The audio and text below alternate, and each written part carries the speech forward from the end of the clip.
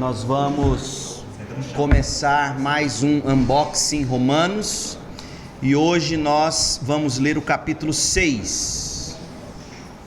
Romanos capítulo 6. Eu te entreguei uma folha onde você tem na frente dela o capítulo 6 de Romanos, que a gente vai ler, e no verso você tem um esboço da carta aos Romanos, que é importante para você, sempre que estiver lendo, se situar na carta. Nós já caminhamos pelos 5 primeiros capítulos, nós estamos dentro do parágrafo maior, veja aí o ponto de número 4, nós estamos tratando de esperança como resultado da justiça pela fé.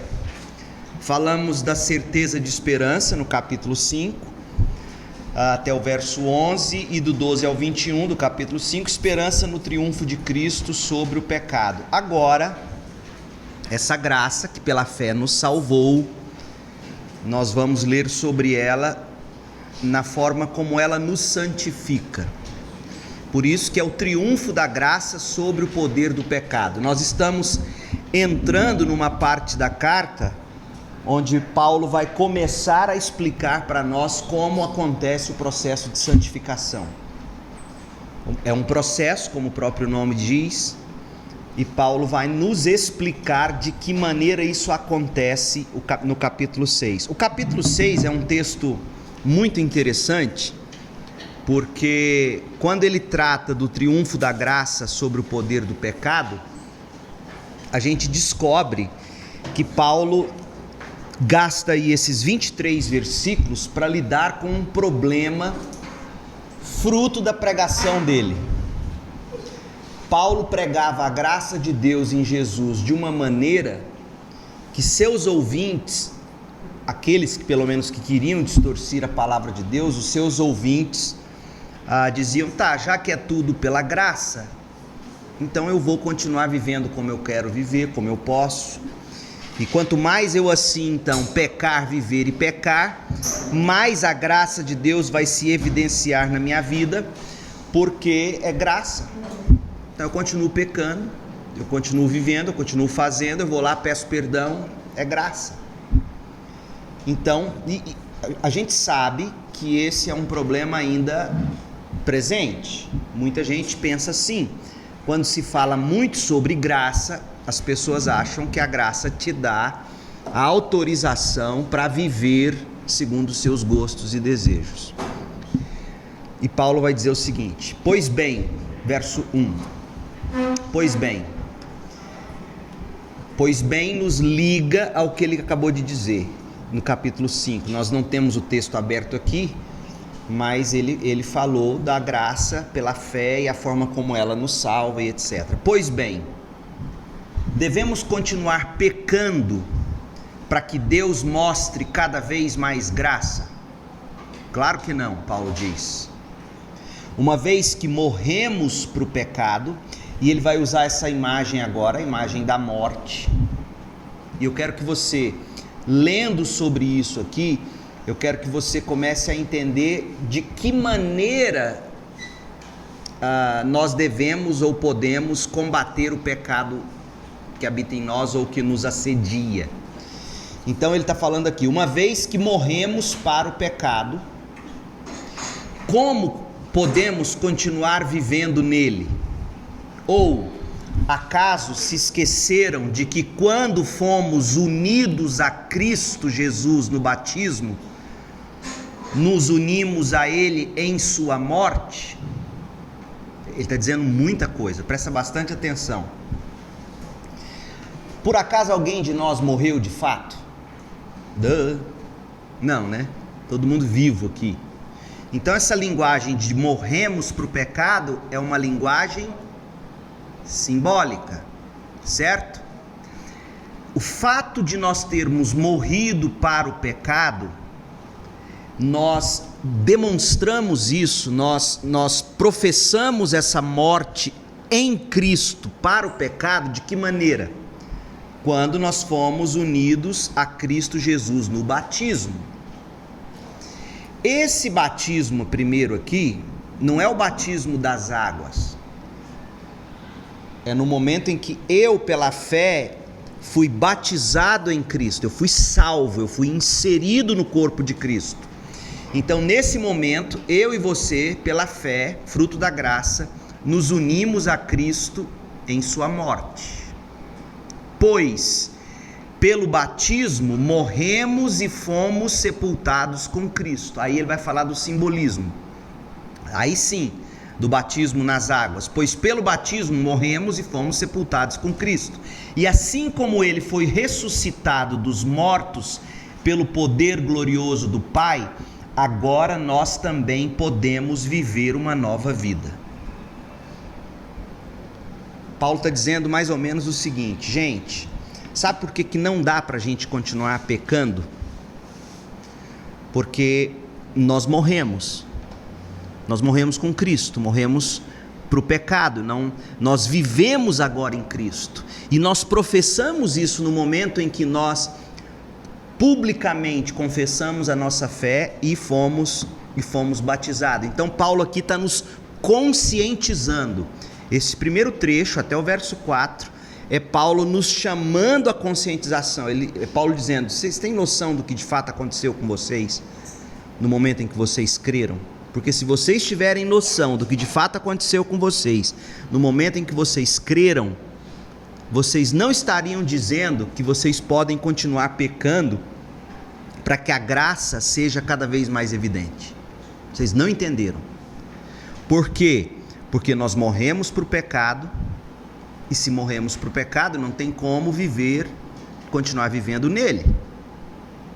Vocês se esqueceram de quando nós nos unimos a Cristo, quando fomos batizados em Cristo, no corpo de Cristo, nós nos unimos a Cristo na morte de Cristo. Morto não tem desejos, morto, portanto, não peca. Essa é a ideia.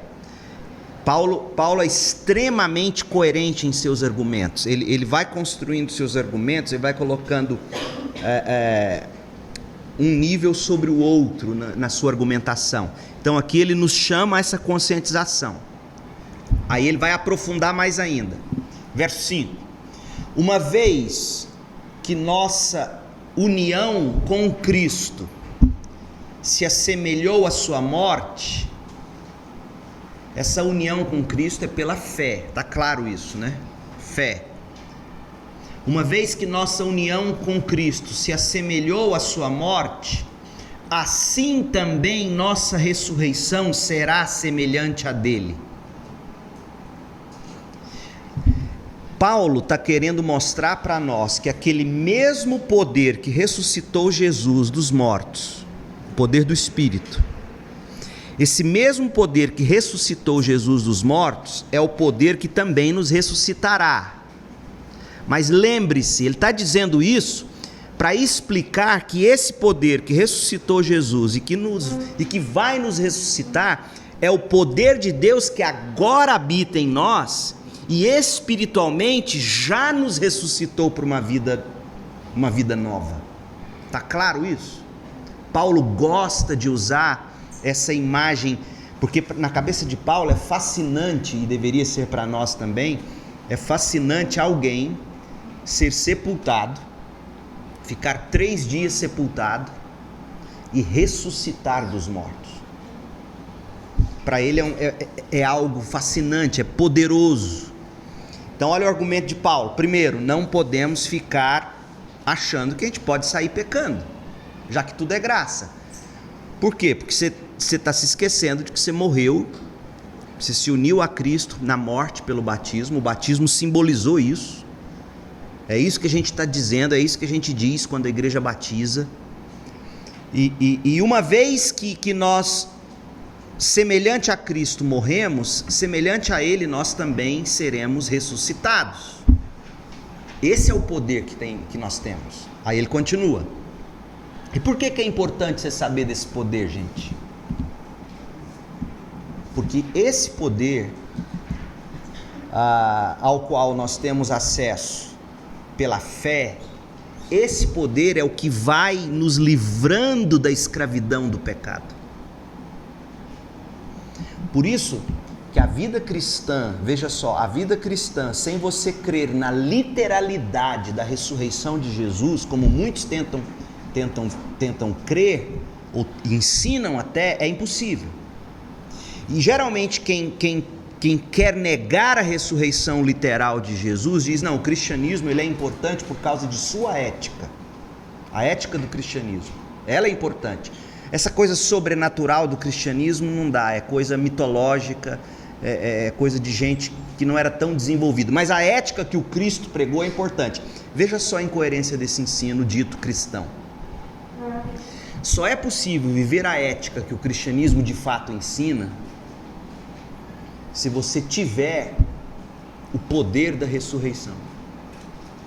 Então, se você negar que Cristo ressuscitou, esse que é poderoso para ressuscitar um morto, ele também é poderoso para ressuscitar seu coração morto e fazer seu coração viver para Jesus, que é o que Paulo vai desenvolver. Então não dá para se viver a ética do Cristo se você não crer, não tiver em você o poder da ressurreição do Cristo, que é o Espírito de santidade, como Paulo vai dizer em Romanos 1, e a gente leu. Lá no Romanos 1, capítulo 5, se não me engano, 4, ele falou desse Espírito de santidade que ressuscitou Jesus dos mortos. Então isso para Paulo é muito importante. Então, de volta ao nosso texto, Paulo está dizendo, vocês morreram com Cristo, foram sepultados com Ele, morto não tem vontade, não vai ter vontade para o pecado, e não somente isso, a semelhança da morte, vocês também serão ressuscitados em poder, esse poder hoje habita em vocês. Verso 6, sabemos que nossa velha natureza humana foi crucificada com Cristo. Agora ele vai mais fundo ainda. Ele está querendo dizer o seguinte, não é apenas que o Leandro foi crucificado com Cristo. Aquilo que o Leandro é em essência, aquilo que faz Leandro pecar, foi crucificado com Cristo. Sabemos que nossa velha natureza humana foi crucificada com Cristo. Com qual propósito? Para que o pecado não tivesse mais poder sobre a nossa vida e dele deixássemos de ser escravos. Esse texto é tão importante para aquelas pessoas que às vezes chegam num ponto da vida delas em que elas dizem, será que é possível mesmo eu mudar? Como, ao longo desses 20 anos pastoreando, o que eu mais ouço no meu gabinete quando alguém me procura em busca de ajuda, ou ela diz isso no olhar, ou ela diz isso em palavras. Ela diz, será que é possível mesmo eu mudar? E é isso que Paulo está dizendo. Paulo está dizendo que não só é possível, como de fato aconteceu se você está em Cristo. Sua velha natureza, seu velho homem, a inclinação para o pecado foi crucificada. Para quê? Para que o pecado não tenha mais poder sobre você. Ele está morto na sua vida, morto vivo. Ele é um zumbi, de vez em quando ele aparece, Paulo vai falar aqui. E outra coisa, você não precisa ser escravo dele. Pois, verso 7, pois quando morremos com Cristo, fomos libertos do poder do pecado. Porque é o seguinte, gente, naquela cultura, um escravo, ele se tornava livre de duas maneiras. Ou ele trabalhava o bastante para pagar sua alforria, era possível, a escravidão de que Paulo lida é totalmente diferente da escravidão que a gente viu acontecer nos países das Américas, né? Quando trazem os escravos da África. Aliás, existe um versículo na Bíblia que claramente condena a escravidão. Paulo vai falar, e se não me engano é 1 Timóteo 1,10, onde ele claramente condena algum tipo esse tipo de mercadoria, tornar a vida humana uma mercadoria, onde você escraviza e vende. Então, existia duas maneiras de um escravo ser livre. Quando ele morreu, não tem mais dono. Ou ele pagava pela alforria. Só que o que é maravilhoso é que o que Jesus fez por nós são as duas coisas. Ele pagou por nós, o quilo... Olha como é que eu tô, meu Deus. Ele pagou por nós, Ele pagou por nós, e nós morremos para o pecado. Então nós somos de Cristo por dois motivos. Morremos, o pecado não tem mais poder sobre nós. A lei não tem mais poder sobre nós. No sentido de nos condenar.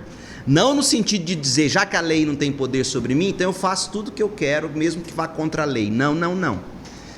Quando Paulo fala que a lei não tem mais poder sobre nós, a lei não é mais a espada que nos acusa. Já falamos disso. E ele vai repetir isso aqui depois no capítulo 7. Então a gente morre para os efeitos da lei, os efeitos condenatórios. A gente morre para o pecado, ele não é mais nosso Senhor. E nós temos um novo Senhor, Cristo, que nos comprou com seu sangue, pagou a nossa dívida. Então Paulo está dizendo que por isso, verso 7, pois quando morremos com Cristo, fomos libertos do poder do pecado. Então, uma vez que morremos com Cristo, olha o verbo crer, cremos que também com Ele viveremos. De novo a imagem. Temos certeza disso, pois Cristo foi ressuscitado dos mortos e não mais morrerá. A morte já não tem nenhum poder sobre Cristo. Quando Cristo morreu, foi de uma vez por todas, para quebrar o poder do pecado. Mas agora que Cristo vive, é para a glória de Deus. O que ele está dizendo indiretamente? Nós também. Paulo está sempre falando desse acontecimento literal, físico, para nos lembrar do que espiritualmente já nos aconteceu e que finalmente acontecerá na glorificação. Porque, gente, salvação, ela é um processo. Eu sou salvo no momento em que eu me arrependo e creio. Eu estou sendo salvo através da minha santificação, e essa minha santificação e o meu estar sendo salvo comprova que eu fui salvo, porque não tem como dizer que eu fui salvo, que eu criei de verdade para a salvação, se eu não vivo uma vida de briga contra o pecado. Então eu fui salvo, fui justificado, eu estou sendo salvo, estou sendo santificado, e eu serei salvo, eu serei glorificado. São os grandes termos da teologia, e Paulo trata disso o tempo todo. Então o tempo todo Paulo passeia nisso. Paulo fala da salvação no ato de crer, Paulo fala da salvação no processo de santificarmos-nos, ou sermos santificados. Paulo fala da salvação na glorificação. O tempo todo ele tá juntando isso. E aqui eu abro um parênteses para dizer que nós batistas, infelizmente, ao longo da história, a gente enfatizou muito somente um aspecto da salvação. O que é importante para um batista? É quantas mãos se levantaram no domingo. Quantas mãos se levantaram no domingo? Não sei. Quantos batismos? Claro, a gente quer pessoas se convertendo, a gente quer batismos, a gente quer profissão de fé. Mas a gente esqueceu que essa salvação, esse que levantou a mão e foi batizado, esse que creu, ele está sendo salvo, ele tem que ser santificado. E esse processo de santificação acontece no discipulado constante e contínuo. Isso que a gente faz aqui toda sexta-noite é um aspecto de discipulado.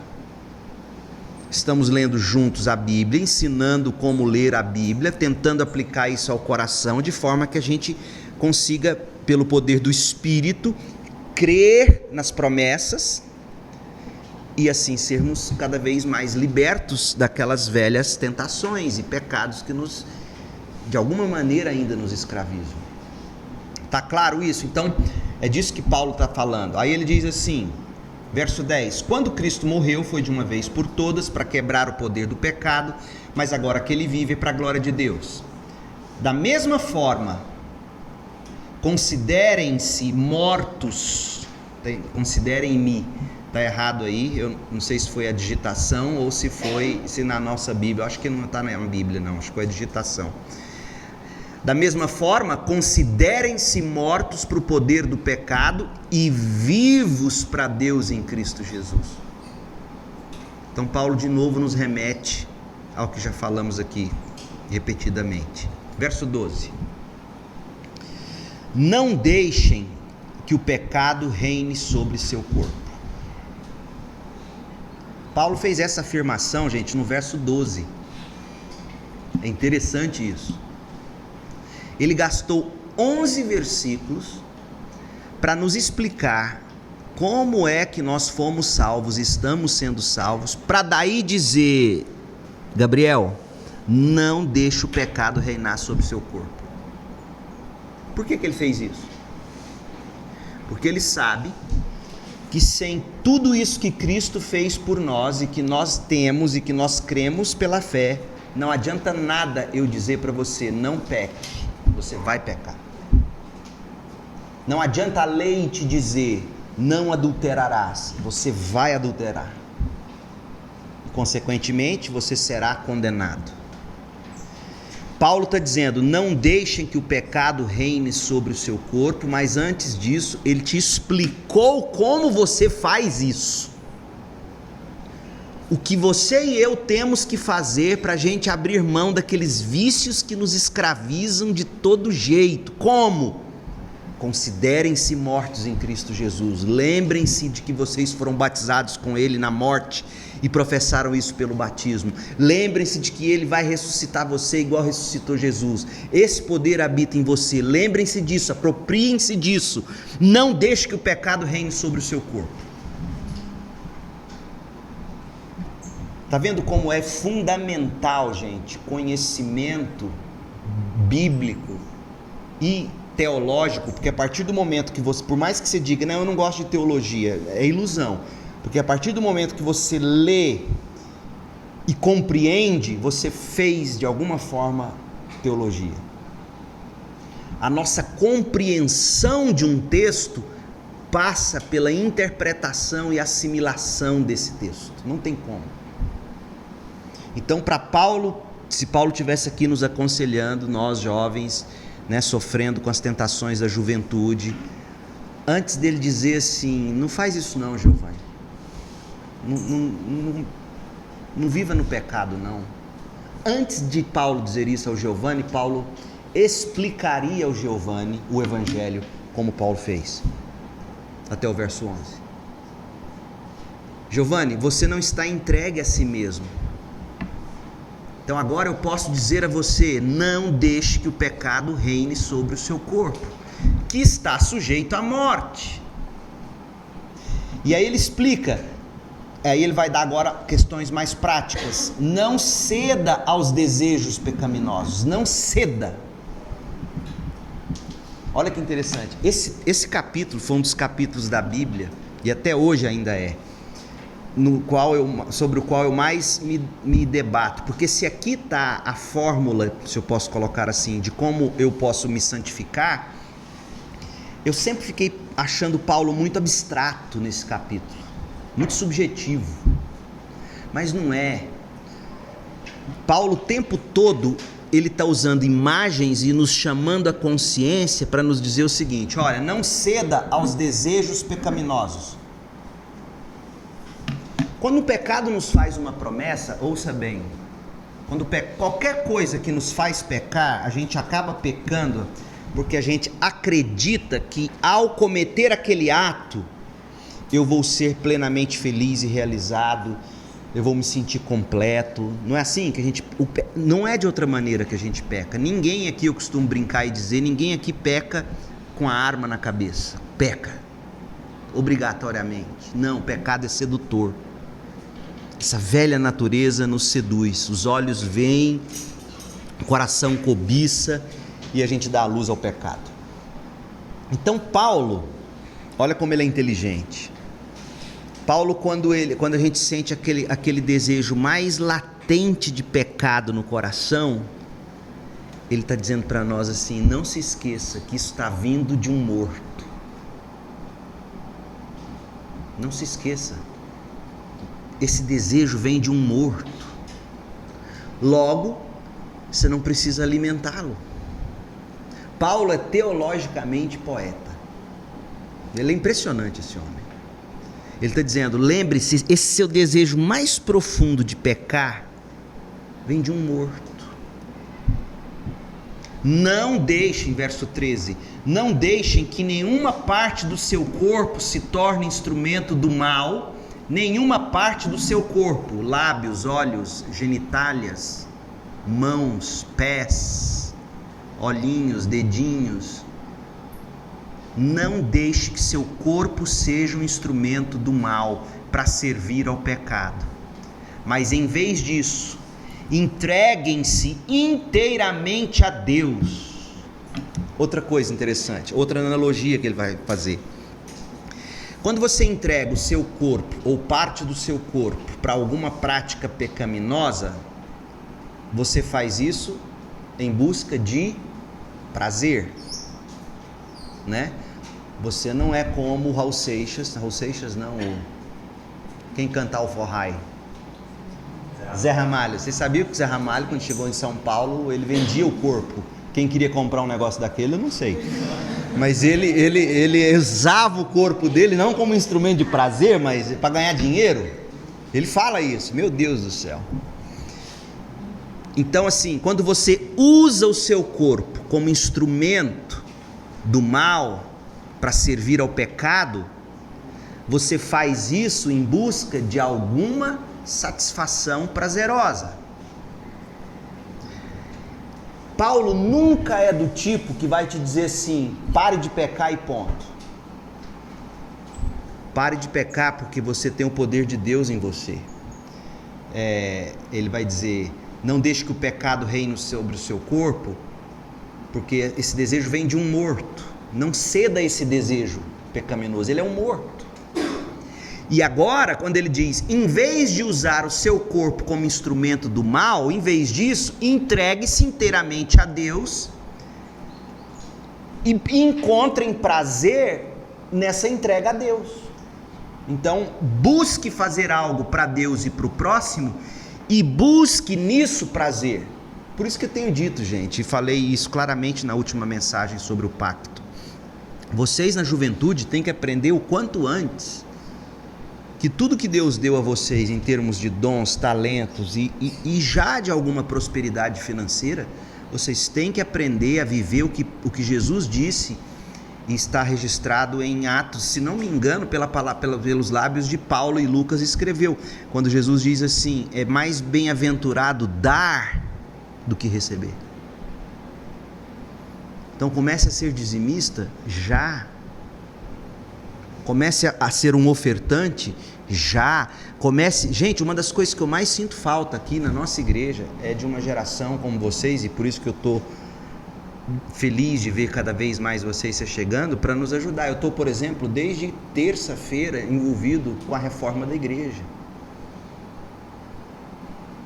Não porque quem está empreitado para trabalhar seja incompetente, não, porque a gente quer imprimir um novo modelo de ser e de existir, que se eles não virem isso em mim, nós não vamos conseguir fazer. Então, eu pintei parede junto com eles, almocei com eles, pintei rodapé, preguei parafuso. O meu sonho é ver vocês, eu vou implementar uma regra para o uso da quadra, nós vamos cobrar da quadra, essa é a ideia. Se você cobrar R$40 por segunda-feira, não é por hora, e aí fora é por hora, por segunda, num mês, R$160, R$160 é uma lata de tinta. Segundo mês, a mão de obra de um pintor. Terceiro mês, outra lata de tinta. Em 6 meses, a gente reforma essa quadra. De 6 em 6 meses, nós vamos ter uma quadra não só pintada a paredes, mas com as faixas arrumadas, redinha. Conscientização, já conversei com um ou dois e vocês vão me ajudar a espalhar isso. Nós vamos cobrar. Se vier 5 bater bola na parede, R$40. Se vier 50, R$40. R$40, eu quero 160 conto todo mês no caixinha da quadra. Disso nós vamos fazer uma quadra bonita, o Matheus Gonçalves vai entrar na jogada e nós vamos criar um ministério de esportes, já nasceu assim. Quem está comigo diz amém. Amém. Morreu. É assim que funciona. E aí, veja bem, isso já me empolgou, já estou arrepiado. O que acontece? Em vez de nós ficarmos maquinando para o mal, você se masturbando em internet, pensando em besteira, começa a pensar em como você pode usar sua vida, seus dons, seus talentos. Então eu quero vocês envolvidos nisso, e vocês vão me ajudar, vocês vão cobrar isso do baiano, nós vamos nos envolver, eu vou botar 1 ou 2 diáconos nessa jogada, vou já descer daqui e falar com o Júlio e com o Itamar, que estão ali ajudando a fazer os hambúrgueres para vocês, para nós. E daí vai nascer, mas veja, tem uma mobilização. Por quê? Mas antes da mobilização, o que existe? O que Paulo está dizendo aqui no verso 13. Ele está dizendo, nós vamos aprender a encontrar prazer entregando o nosso corpo inteiramente a Deus. Mente, planejamento. Por exemplo, as meninas, junto com o André agora, arrebanharam o André, fazendo escavação nos nossos arquivos, as atas, para contar a história da igreja para nós, dos 75 anos. É isso que eu quero mais de vocês, nos dons que Deus deu a vocês, os talentos que Deus deu a vocês, para a gente fazer essa igreja bombar. Não para nós, para a glória de Deus. Quem está lá na CIB? Está lá na CIB um bando de jovem, de crente, que ama Jesus, que entendeu que não pode ficar entregando o corpo, parte nenhuma do corpo como instrumento para o mal, mas entregaram-se inteiramente a Deus, têm prazer nisso e vivem para a glória de Deus, com fé. É isso que nós vamos fazer, certo? Pois vocês estavam mortos e agora têm nova vida. Portanto, de novo, ofereçam seu corpo como instrumento para fazer o que é certo para a glória de Deus. O pecado não é mais seu senhor, pois vocês já não vivem debaixo da lei, mas debaixo da graça. O que isso significa?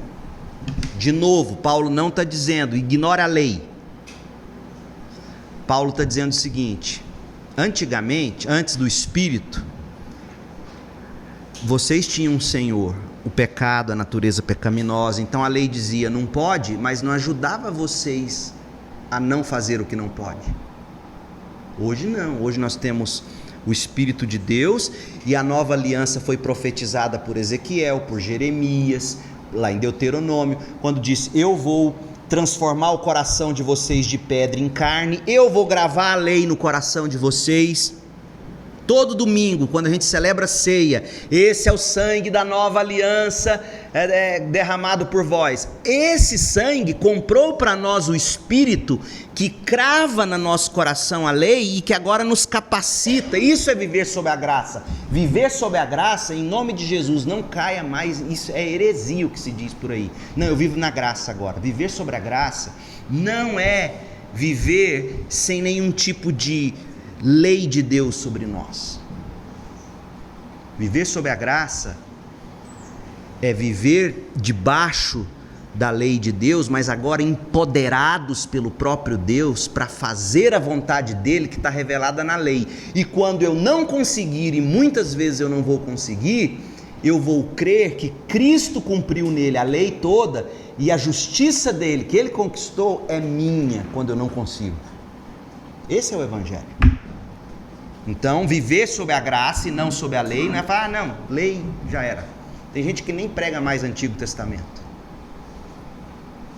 Verso 15, pois bem, uma vez que a graça nos libertou da lei, de novo, da maldição, do castigo, a graça não nos libertou da obrigação de conhecer a palavra de Deus, buscar vivê-la, extrair os princípios. Sim, a lei cerimonial já se encerrou, porque Cristo cumpriu tudo. Mas o que existe na lei cerimonial, lá em Levíticos, por exemplo, em termos de princípios, a gente ainda usa. Então, uma vez que a graça nos libertou da lei, quer dizer que podemos continuar pecando? Ele volta lá no que ele diz no verso 1. Claro que não. Vocês não sabem que se tornam escravos daquilo a que escolhem obedecer? Isso aqui você tinha que pregar, descansa a tela aí, na tela inicial do seu celular. Vocês não sabem que se tornam escravos daquilo a que escolhem obedecer? Aparência. E aqui eu vou me deter ao texto, porque eu estou lendo algumas coisas aí que me faz querer viajar e a gente quer comer hambúrguer. Vocês não sabem que se tornam escravos daquilo a que escolhem obedecer? Podem ser escravos do pecado que conduz à morte, ou podem escolher obedecer a Deus que conduz à vida e à justiça, ou à vida de justiça.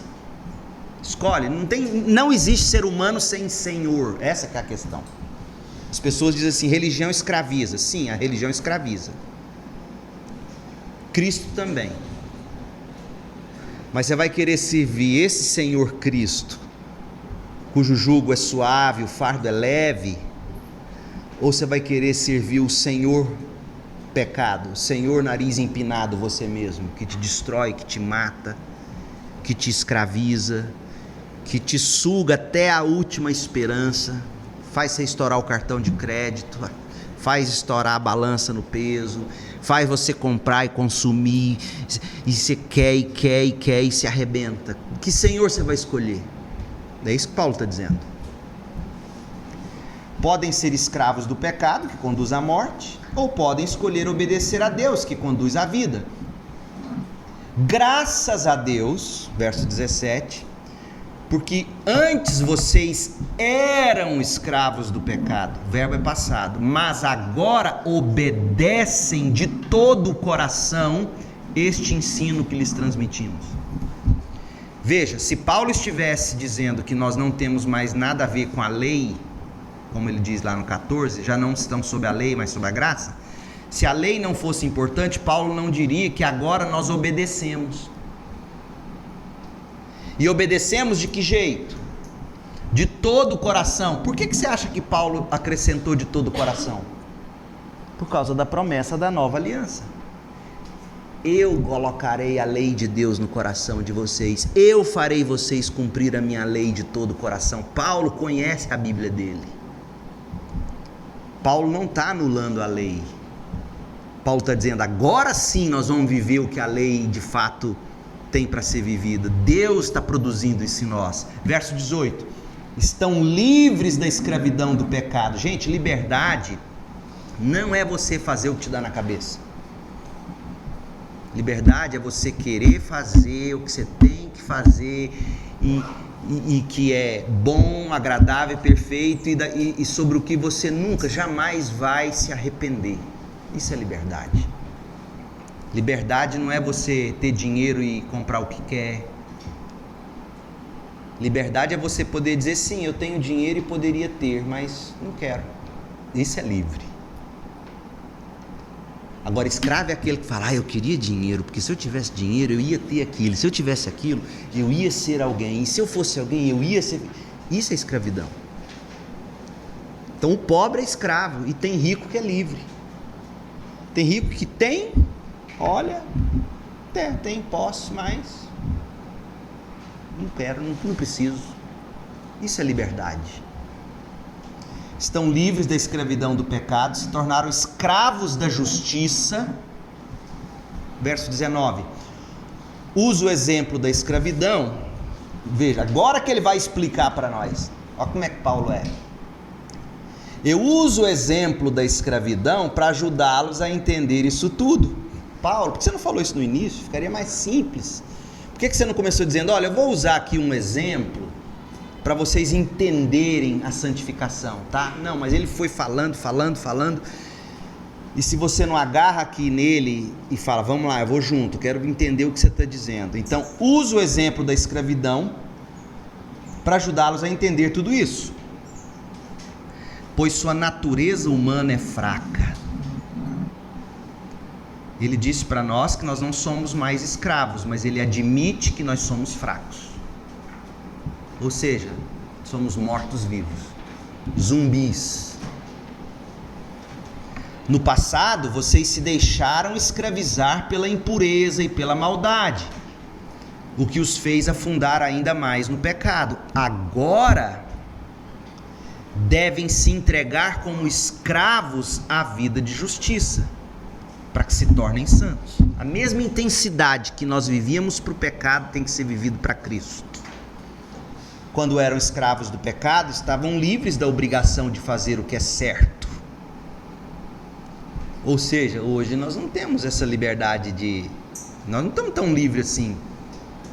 Percebe? Como Paulo nunca de fato tentou anular a lei, como algumas pessoas querem crer ou ensinam.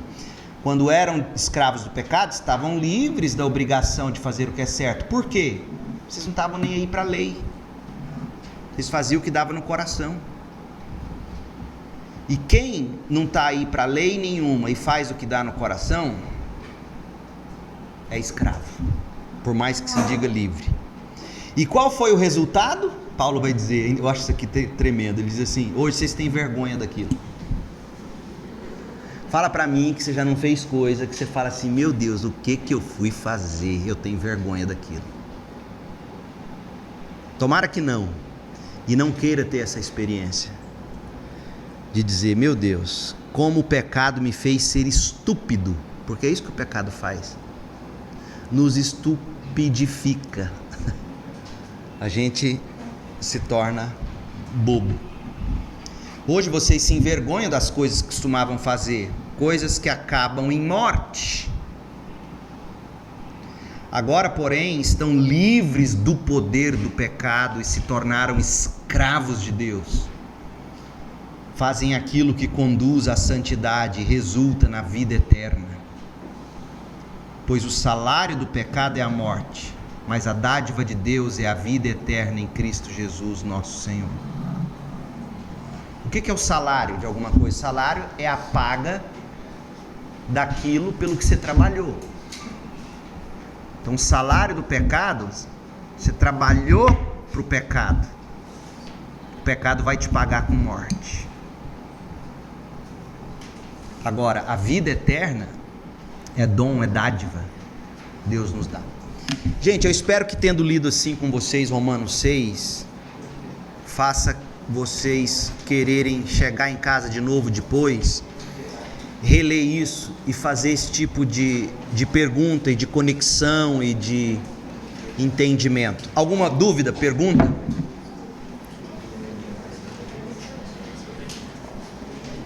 Esclarecimento? Tudo certo? De rocha? Hã? Ou vocês não entenderam nada, ou vocês aprenderam tudo, que eu duvido, porque esse texto não é fácil. Tudo tranquilo? O que você falou, Julinha? Giovanni falou o que você falou?